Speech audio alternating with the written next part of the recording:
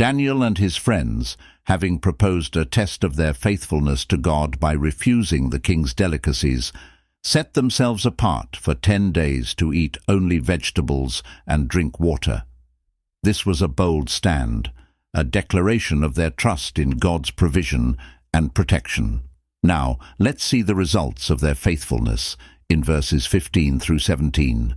And at the end of 10 days, their features appeared better and fatter in flesh than all the young men who ate the portion of the king's delicacies. Thus the steward took away their portion of delicacies and the wine that they were to drink, and gave them vegetables. As for these 4 young men, God gave them knowledge and skill in all literature and wisdom, and Daniel had understanding in all visions and dreams. At the end of the 10 days, Daniel and his friends looked healthier and better nourished than those who indulged in the king's rich food and wine. This visible evidence of God's favor was undeniable. It was a clear testament that God's ways are higher and better, as stated in Isaiah chapter 55, verses 8 through 9. For my thoughts are not your thoughts, nor are your ways my ways, says the Lord. For as the heavens are higher than the earth, so are my ways higher than your ways, and my thoughts than your thoughts.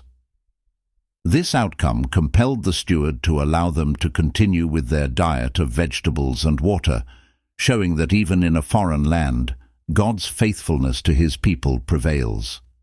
Their obedience and trust in God resulted not only in physical well-being, but also in spiritual and intellectual blessings.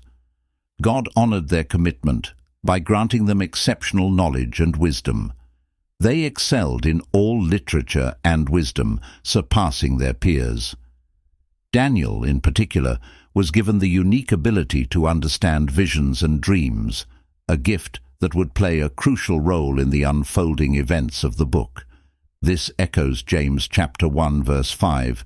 If any of you lacks wisdom, let him ask of God, who gives to all liberally and without reproach, and it will be given to him.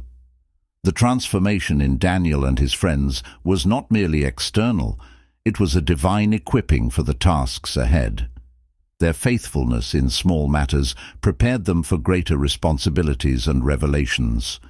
Jesus himself stated in Luke chapter 16, verse 10, "He who is faithful in what is least is faithful also in much, and he who is unjust in what is least is unjust also in much." Daniel and his friend's story challenges us to evaluate our own faithfulness to God.